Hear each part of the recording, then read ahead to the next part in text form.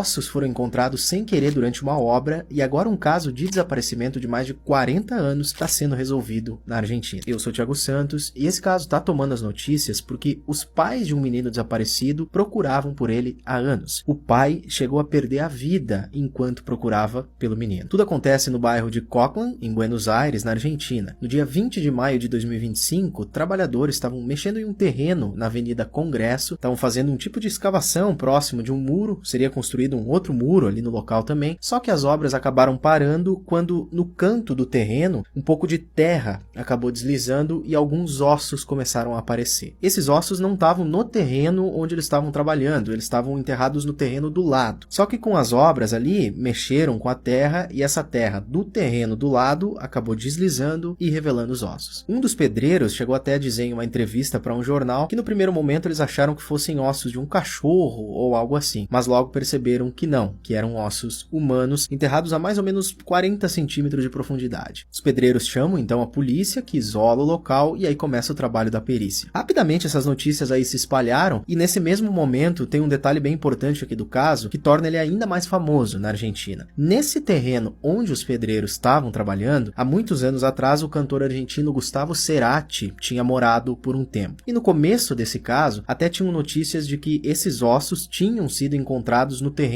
onde era a casa desse cantor. Mas isso não é verdade. Os ossos estavam no terreno do lado. De qualquer forma, a relação ali da região com o nome do cantor acabou ajudando para esse caso ser divulgado. Bom, no trabalho inicial ali da perícia, eles encontraram 151 fragmentos de ossos enterrados junto com alguns outros objetos. Tinha um relógio Casio com calculadora, uma gravata escolar, uma moeda japonesa e um chaveiro. O relógio e esse chaveiro foram os objetos talvez mais importantes aqui, porque com a data de fabricação desse relógio se definiu já de cara mais ou menos a data, o tempo que aquele corpo poderia estar ali. Os relógios desse tipo, dessa marca Casio, tinham sido fabricados a partir de 1982. Então, não tinha como ser antes disso. Mas o chaveiro foi ainda mais importante no caso, porque foi através dele que um familiar de um menino desaparecido desde o ano de 1984 conseguiu relacionar os ossos achados com a possibilidade de ser o parente dele desaparecido. E a gente já volta nisso porque antes teve o trabalho bem importante de antropólogos forenses. Assim que os ossos foram encontrados, eles foram para as mãos da EAAF, Equipe Argentina de Antropologia Forense. Eles que fizeram todas aquelas análises minuciosas e definiram que esse desconhecido tinha perdido a vida de forma violenta. Aquela pessoa tinha sido atingida por várias punhaladas, e a principal delas na altura da quarta costela direita. Mas também tinham outros sinais e marcas em outras partes dos ossos. E mais que isso, de acordo com os peritos forenses, tinham indícios de que alguém tinha tentado repartir esse corpo, desmembrar as partes. Isso foi descoberto porque foram encontrados sinais em alguns ossos,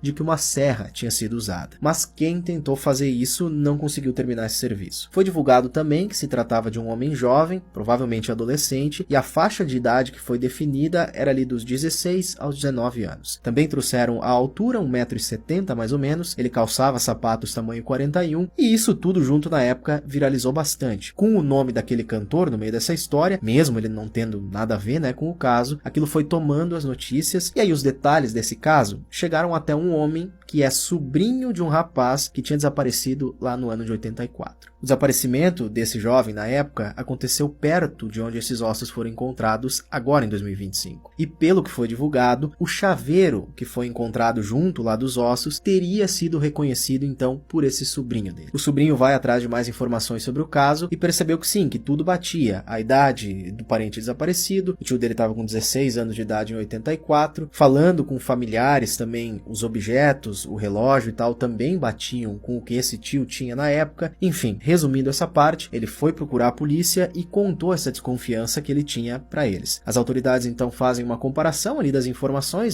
e veem que realmente era tudo compatível. O sobrinho então leva a avó dele, a mãe desse rapaz desaparecido, para fornecer o DNA dela, e aí deu ok, foi 100% de compatibilidade. Os ossos eram de Diego Fernandes Lima, desaparecido em 1984. E esse desaparecimento foi assim: no dia 26 de julho de 84, uma quinta-feira, o Diego almoçou com a mãe dele em casa e por volta das 2 da tarde mais ou menos, ele disse para a mãe que ia encontrar um amigo. Que amigo era esse, ele não falou na época. Mas o que se sabe é que depois de encontrar então esse amigo, era para ele ir para a Escola Nacional de Educação Técnica, que era onde ele estudava. Beleza, a mãe deu tchau então pro filho e ele foi. O dia ali então foi passando e eram por volta das 8h30 da noite já e nada de ele voltar para casa. Foi quando a família percebeu que tinha que ter algo de errado, porque isso não era costume do Diego. Eles primeiro procuram por amigos dele, ninguém tinha visto o menino, foram até a escola também, lá eles também não encontraram nada, e aí eles vão até a polícia. Só que, de acordo com os familiares, a polícia não tomou nenhuma providência. Bem pelo contrário, eles disseram que era para a família se manter calma, porque o Diego provavelmente tinha fugido com uma namorada ou algo assim. Só que a família já logo disse que sabia que ele jamais faria isso, não era do perfil dele. Eles voltam então para casa naquela noite e assim o tempo vai passando. Nos anos seguintes, a família por conta própria teve que procurar, principalmente o pai, que se chamava Juan Fernandes, procurou sem parar pelo filho. Ele mesmo fez panfletos com as fotos do menino, colou lá pela cidade, ele juntava e seguia pistas, ia também para outros bairros e outras cidades. Em uma dessas buscas, ele acabou perdendo a vida em um acidente enquanto estava procurando pelo filho. A mãe do Diego, hoje com 87 anos, ela nunca trocou o número de telefone da casa deles, ainda esperando que o filho talvez pudesse algum dia tentar voltar para casa ou tentar entrar em contato. A família denuncia também que nunca teria recebido ajuda da polícia nesse caso. E agora, então, em 2025, aconteceu a descoberta desses ossos e a polícia descobriu também que na casa que fica ali nesse terreno onde os ossos foram encontrados, morava e ainda mora um homem que agora está com 56 anos de idade, mas que lá na época tinha sido colega de escola do Diego. Parece que no ano de 1983, um ano antes de ele desaparecer, eles tinham sido colegas. Mas, pelo que se sabe, eles não eram amigos próximos, de acordo com as informações até agora. Eles se conheciam sim, mas não era aquela amizade, né, de andar juntos o tempo todo e tal. O que acontece que torna esse homem o principal suspeito é que, de acordo com as notícias, ele teria conversado com os próprios pedreiros lá da obra, logo depois que os ossos foram encontrados, e teria dito que ali, nesse terreno onde ficava a casa dele, antigamente